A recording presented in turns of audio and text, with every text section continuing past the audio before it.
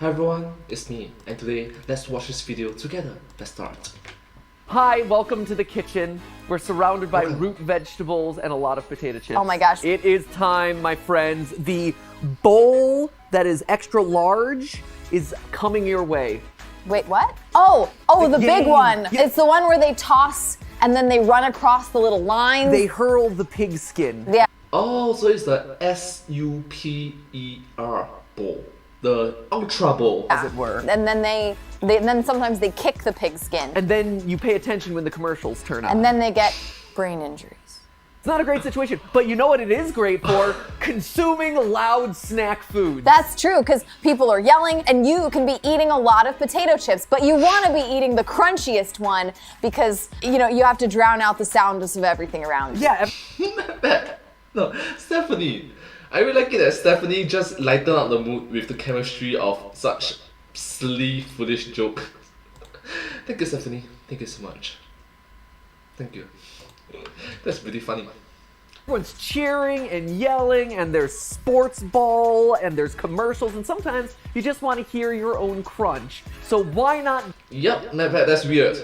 You are strange, MadPat. You are very strange. design the crunchiest chip humanly possible to annoy everyone around you? I Why? think that's basically what this is about. Oh, MadPat, why? Please be respectful towards other people. Like, people, alright? Seriously, MadPat. Seriously. Hello, Internet. Welcome to Food Theory. Hello, Internet. Welcome to Food Theory. So, hi, let's start. Show that has some real bite. I don't know if you're aware, but there's a big football game that's coming up. One that people tend to get a little excited for. One that I can't name for legal reasons. However, as I think we all know, the real fun of watching any sort of sports ball is having an excuse to consume half your body weight in snack food. Please don't do that, MadPat. You are being a... I know it's a joke, but please don't. It's just bad for your health. Like just a big old bowl of snacks. I suppose you could call it a Super Bowl full of snacks. Which then begs the Don't do question, that. what do A Super Bowl full of snacks. Come on. you fill that Super Bowl of snacks with? I mean, sure, you could go with the safe and standard chips and salsa route, the southern option of pork rinds, or the neglected child of the food world, pretzel sticks. Or you could go ham on that Super Bowl by creating the single loudest chip ever concocted inside of a kitchen. A chip that is like biting into a firework. Bam! Right there. A chip that is so loud that it makes your neighbors cover their ears. Because let's be honest, nothing is more fun than getting together with your friends to watch something on the big screen only to then proceed to annoy them with the sounds of your obnoxious crunching. Why? MadPat, just why? Why do you even make this kind of stupid, silly, foolish... Alright, as a fan, bro, are you alright? Are you alright? Are you okay? Are you, like, COVID, stay at home too much or something? You okay? You okay? This episode is with apologies to anyone with misophonia. That's right, theorists. Today we're looking at what it takes to fry up the crunchiest chip for all your snacking needs. This episode was actually suggested back during our generic food episode by one of you guys down in the comments, Durjoy Das, who suggested that we research, test, and then create the chip with the loudest possible crunch. Why? What would it be made of? Potato? Why? Corn? Something else? What cooking method would we need to use? Baked? Kettle cooked? Deep fried? How loud could we possibly get a single chip to crunch? So that, my Why? friends, is exactly what we're doing in the kitchen today. We'll start off by munching on a bunch of brand name chips from the store to measure their crunch, and hopefully we'll see what patterns emerge from the data. From there, we'll be able to take that information and apply it to our own rounds of experiments to try and develop one singular perfect chip. One chip to rule them all. So how loud is too loud, my friends? We'll just have I love it that he mentioned the reference of one ring to rule them all, the Lord of the Rings. to wait and see what breaks first, my eardrums or my stomach. Say goodbye to all those New Year's resolutions about eating healthier, Matt. First things first, why are people even drawn to crunchy foods? Like, what's the appeal? It's actually an interesting question that science hasn't really looked into all that much. My personal hypothesis is that it involves another sense in the eating process. When you think about it, food activates 4 out of our 5 senses pretty reliably. reliably. We see the food, we feel the food around in our mouths, we can smell the food, and obviously we taste the food. But hearing food, yeah, that isn't something that you normally get. You don't normally get to hear a steak. Or do you? Think about the sounds that make your mouth water. The snap of biting into an apple, the fizzy pour of soda into a glass, the sizzle of a steak on the grill, and of course, the crunch of a chip as you crush it between your teeth. We suddenly activate all 5 senses in the eating experience, which gives us complete, satisfying, and positive feedback. And while that's just my personal hypothesis, I was able to find one study from the University of Oxford looking at the relationship between sound and taste. Dr. Charles Spence had a small sample size of 20 patients bite into 180 Pringles while he adjusted the level of the crunch being played back to them in their headphones. From there, the subjects were asked to rate the freshness of the chips. And although all the chips were exactly the same, the ones that had the crunch played at louder volumes were rated as fresher. And again, this largely makes sense when you think about the food world. Crunchy is often associated with fresh. Crunchy lettuce, snappy apples, grapes that pop in your mouth, it all indicates something at the peak of freshness, something that your body is trained to want to consume, up to a point, because let's just say that there is definitely diminishing returns on that crunchy factor, as I'm very quickly about to find out. Alright, I'm gonna guess the more you know, I guess, the more you know. Whew, I need water. Desperately. My fingers have literally shriveled up after all the salt that I just I consumed. thought after being on the internet for 10 years, you could handle the salt. Oh, Sassy Steph! Oh! Stephanie, that's awesome. Tell me I'm salty all the time. Not as salty as these chips. Let me tell you what. Oh, and I didn't know where to put this into the script as a whole, but apparently Doritos was thinking about making a version of their classic chips with less crunch, because Okay, case in point, you must recognize that. I'm not trying to say MatPat is salty. MatPat says MatPat is salty. as they thought it would make it more specifically geared towards women. This is a clip from episode 316 of Freakonomics Radio, where they interview the CEO of PepsiCo. Watch a lot of the young guys eat the chips. They love their Doritos and they lick their fingers with great glee. Women, I think, would love to do the same, but they don't. They don't like to crunch too loudly in public. So is there like a male and female version of chips that you're playing with or no? Yes, we are looking at it, and we're getting ready to launch a bunch of them soon. For women, lower crunch, the full taste profile, not have so much of the flavor stick on the fingers, and how can you put it in your purse? Because women should be seen and not heard crunching their chips or licking their fingers, apparently. That is a big oof there, PepsiCo. Big oof. Maybe there's a reason we haven't seen these products come out. Anyway, back to today's experiment. Our first step in creating the crunchiest chip ever was sampling a bunch of different brands and seeing what traits, if any, were shared among the ones that were the loudest. So we set up the old decibel meter in the kitchen and got to tasting. Oh, do you not normally keep your decibel meter in the kitchen? I don't even have a decimal meter in mine. Why do you even have it in the first place? You don't have a decibel meter at all? I guess I know what I'm getting you for the holidays. At first, things started off fun. I hadn't had chips in a long time, so it was like a reunion with an old forgotten friend. Yeah! Does a body good. After a crunchy chip. But I quickly came to Yup, that's the placebo effect there. Placebo effect. remember why I'd given them up in the first place. I like food theory shoots because they get me to not want to eat a particular food ever again. Yeah. We have so much of one food in such a short amount of time that I never want to taste it again. If you need Like burgers, too much pizza, diet soda. me, after today's shoot, I'm going to be on the treadmill for the next week. Definitely way too much of a good thing. For our test, we gathered potato chips, obviously, but tried to get a sampling of other types of chips as well. Mixed veggie chips, corn, popcorn chips, as well as chips that represented different prep styles, like kettle cooked versus deep fried versus baked. According to Connecticut-based audiologist Nathan Bowman, the average noise level of someone chewing a potato chip should land somewhere between 25 and 35 decibels. But in our tests, we were actually finding the number to be much higher than that. 59. Wow. 68. After averaging 5 good crunches for each of 17 different brands of chips, we had our numbers. Mostly, everything fell in a similar range of 55 to 65 decibels, but there were some very clear trends that stood out amongst the kings of the crunch. First, both of our top spots went to exotic vegetable chips, Simple Truth and Terra Original. Chips that were a mixed bag of taro, sweet potato, batata, and yuca. Yeah, it's pronounced yuca. I looked it up. It came as a surprise to me, too. Yeah, Yossi, our audio guy, called that one out. Thanks for looking out for me, Yossi. Thank you so Yucca? much. I always thought it was yucca. Learn some.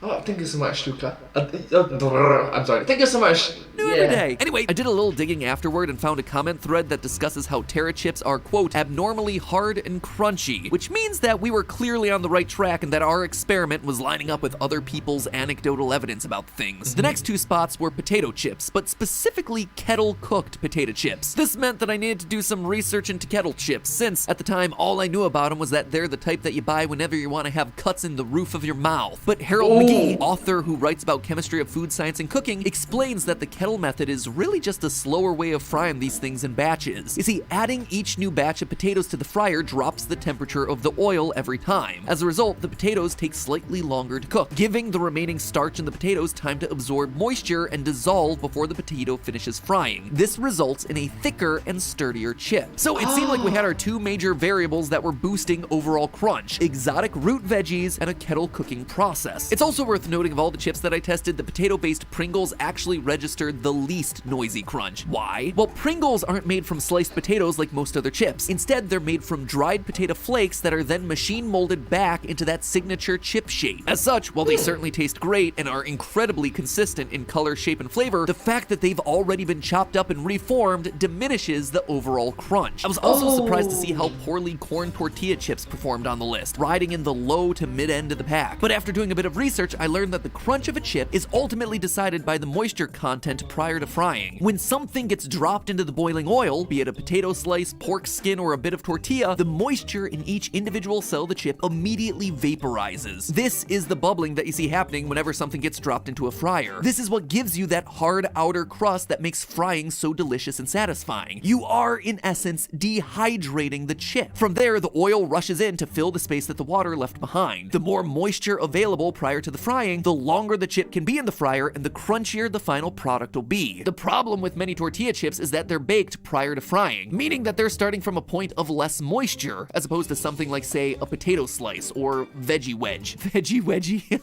Veggie wedgie. That's what we're going with. Lastly, we learned from this initial experimentation that 1/8 of an inch thickness seemed to be the ideal size for a chip. Anything thinner seemed to be cooking too quickly and wasn't solid enough to create a good solid snap. So, to summarize, we needed a potato or other root vegetable that was cooked kettle style at a medium 1/8 thickness. But which root vegetable? And how best to prepare it? It was time for the next phase of data collection. Just walk along. It's like the opening of Iron Chef where he takes like the raw pepper and he goes, Liquidity! You're gonna want to spit that out. First, we wanted to test what prep method would You can actually eat it raw. You can. If you wash it properly and it's just clean, you can actually eat it raw. deliver the best result. You can, but you shouldn't. Online recipes all suggest soaking or rinsing your potatoes out to remove excess starch prior to the frying, but they all suggest different ways of doing that. So, using 3 batches of russet potatoes, we created 3 groups based on the most popular recommendations from those online recipes: soaking the potatoes in water, soaking in a vinegar-water mixture, and parboiling, or partially boiling the potatoes. they're not crisp yet. They're still flaccid, sad chips. Stop. I know you're gonna eat that. Stop. Maybe I'm just hungry, Steph. Maybe I am calorically in need right We now. have 10 bags of chips over there. That's a good point. Thank you. Wow! Bring that out. After soaking the It's like, I just love it. I just love it that Stephanie just like say that, Maphead, stop. We have 10 packs of chips there. Don't just there. Look there. And you're like, first 2 groups for 25 minutes, and parboiling the third, we threw small batches of potatoes into the fryer at 302 degrees Fahrenheit. We specifically chose to use safflower oil in the fryer because that's what showed up on all the websites for the 4 top crunchy chip competitors from round 1. Then, freshly cut chips fly directly into a vat of a special bubbling hot oil that's low in saturated fats. We use a very specific type of safflower oil because of its neutral taste. But just because I used it didn't mean that I knew what I was doing at the time. What is a safflower? Have I ever seen a safflower in life? Yes, you have. Safflower. Yes, past Matt Pat, safflower is indeed a flower. It's actually part of the sunflower family, but it looks more like a pokey thistle. The reason many restaurants and chip manufacturers use safflower oil for their frying is because it has a higher smoke point than other commonly used oils like sunflower and canola. A smoke point is the temperature at which fat begins to smoke, so in general, safflower oil leads to a more stable and safer cooking experience. Much to everyone's surprise, after salting and cooling our 3 batches, it immediately became clear that parboiling delivered the strongest crunch. They all made a fair showing, honestly, but the winner is, I mean, by several decibels, like seems to be the parboiled. Yeah, I was gonna say, parboiled seems to be the way to go. It feels sturdier, it feels more crunchy in our mouth, even though every single one was prepared the exact same way. So on average, parboil is yielding the crunchiest of the 3 preparation methods. Now, the question is, which vegetable is actually going to yield the crunchiest? Even Ollie agreed. Bean, here's one more that we have to test. What do you think? How's that on the crunchy scale? Super crunch, nice. Though I gotta say, if you're ever looking at making Well, if a kid says super crunch, you know that it's super crunch. salt and vinegar chips, you just let the potatoes soak in a light mix of vinegar before boiling. That's all you need to do, and they wind up delicious. From there, it was time for our final round, testing all the different vegetables that we could find using everything that we had learned thus far. We selected 8 different root vegetables, 2 varieties of potatoes, yams, sweet potatoes, beets, celery root, rutabaga, and turnips. We And fun fact, you noticed just now in the video, mix of Stephanie is vinegar actually before left-handed. boiling. That's all you need to do, and they wind up delicious. From there, it was time for our final round, testing all the different vegetables Stephanie, you see, she's holding the tool with her left hand.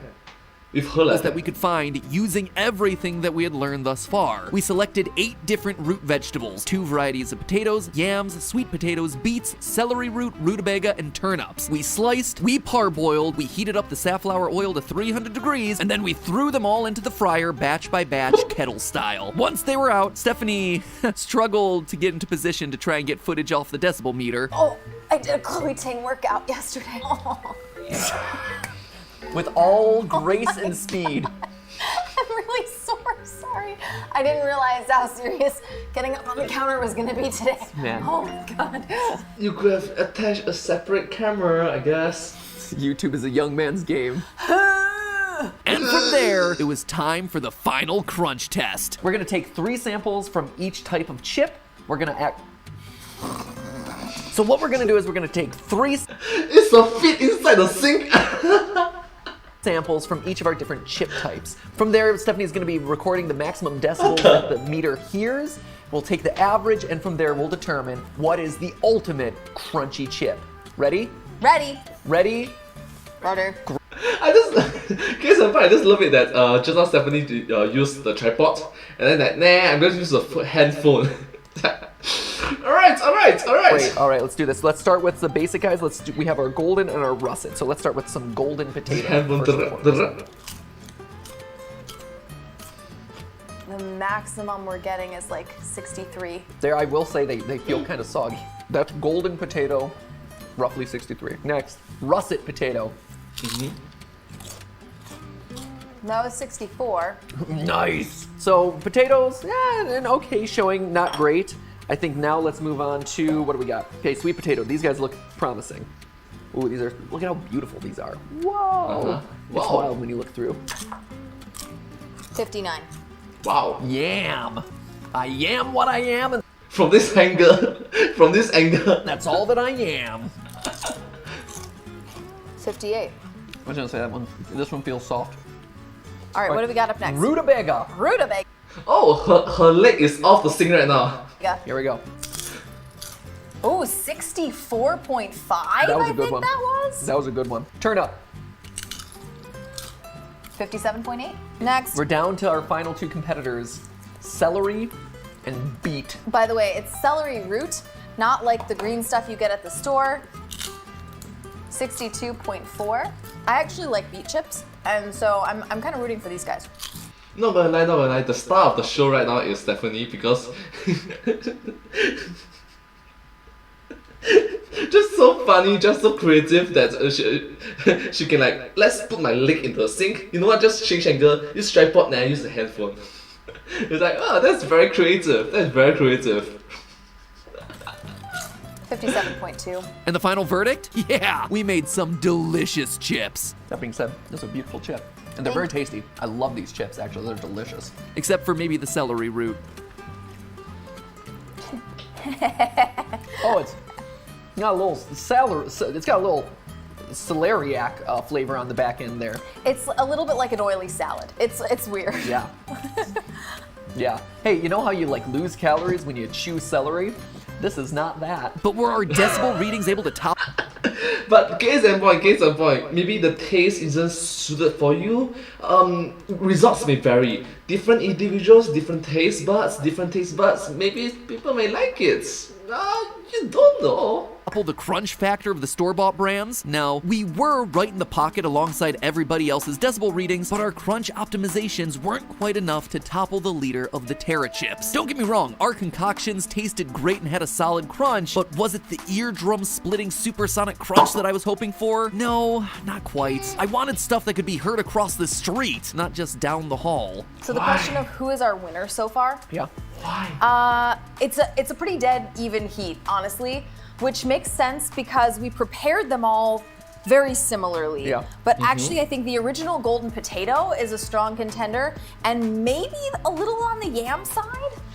Maybe a little yam. It's interesting. I wonder if thicker might have been slightly better, because right now I feel like I'm able to crunch them really easily. I think if there was a little bit more resistance and a little bit more thickness in the chip, you would get more of that cracking through it sound, as opposed to the like collapsing that seems to be happening. In the end, our russet potato chips came out on top by a very slim margin, but really, everyone was sitting in that 55 to 60 decibel range. Honestly, I think that we were successful at maxing out the crunch of the chips that we made, but maybe doing another few rounds a bit thicker, or keeping them in a bit longer, or double frying might have made the difference. And there you have it, theorists. Homemade potato chips and all of the knowledge that you need to maximize the crunch. As of right now, the Terra chips are our undisputed crunch champions, but I have a feeling I'll be back. I'm learning, I'm growing, improving. And hey, I highly recommend that you try out this experiment for yourself in your own kitchen. It's not all that difficult to do, and I gotta admit, it makes you feel like a legit chef in the kitchen. I never thought that I would make potato chips for myself, and I gotta say, fresh chips blow away anything that you get at the store.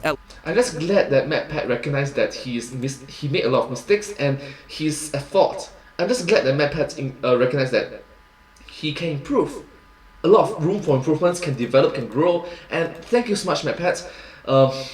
I know that there are times in which you are wrong, there are times that you are right, there are times that you are absolutely wrong, but case in point, you spread the message to everyone about being positive and want to improve. Yeah. And then continue. At least the first couple handfuls. Plus, if you have any recommendations for us to try in the next round of experiments to topple the Terra, let me know. Now, and he said himself he is salty I didn't say he said he's salty. Not me. if you'll excuse me, I need to drink so much water. That was way too much salt and way too much oil for one day. I'm gonna be on the treadmill for quite a while. But hey, we've talked a lot about salty things today, but the level of salt we covered is nothing compared to the saltiness of Team Theorist without their morning coffee. Especially head editor Dan without his morning coffee. Actually, coffees. There's at least 3 of them within the first hour. But thanks to our sponsor for today's episode, Cometeer, my meetings with Dan and the others are decidedly less salty because the coffee is coming fast and directly to their doors. Cometeer is a smarter, faster way of making barista quality coffee because it's brewed using science. And you know that all of us here on the channel are hardcore believers in the power of science to better the ways that we eat and drink stuff. Cometeer embodies this. They find the best regional specialty coffee roasters to partner with. They then grind and brew that coffee to perfection before, and here's where the science comes in, they immediately flash freeze it in order to lock in the freshness and flavor. From there, it's mailed directly to your door, still frozen, where you can then consume it without even having to break out a coffee maker. All you have to do is add 8 ounces of hot water, or better yet, pour it over cold water for an iced coffee, or milk for a latte. It's the high quality taste that you get from your favorite local coffee shops, ready in seconds without you having to put on pants to leave the house. It's less expensive, it's more convenient. I mean, does it get any better? It does, because it doesn't need that equipment. There is no mess here, there's no cleanup, there's no need to leave extra coffee makers out on your countertop or have to clean up spilled coffee grounds. All you need is some water and their recyclable pods and you're done. And because they work with regional roasters, you can try all sorts of different flavors. And that's all well and good, but what really matters here is the Dan test. So the question of the day, am I getting salty Dan or happy Dan? All right, I haven't had my morning coffee, so no pressure, but this better be good. Matt Pat, looking at you, Matt Pat.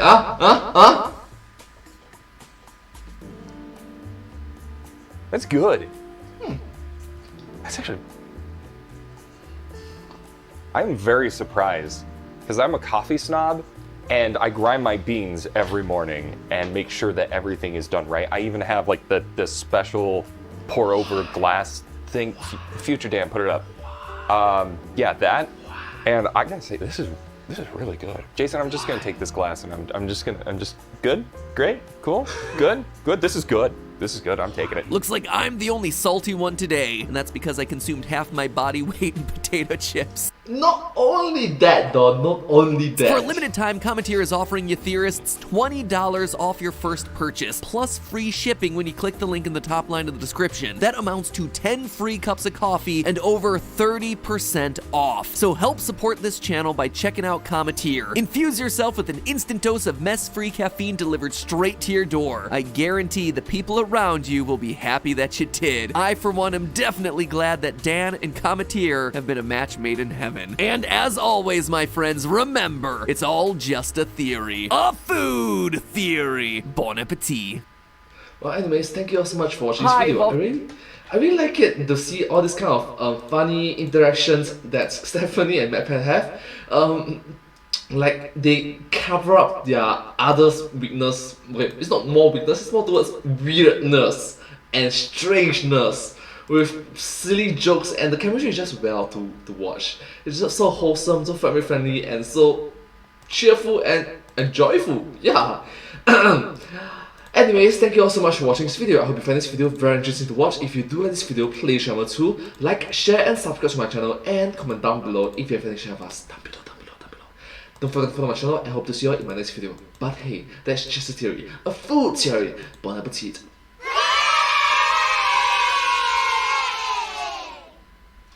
And I hope to see you all in my next video. Bye bye. Thank you so much. Let's subscribe. Thank you.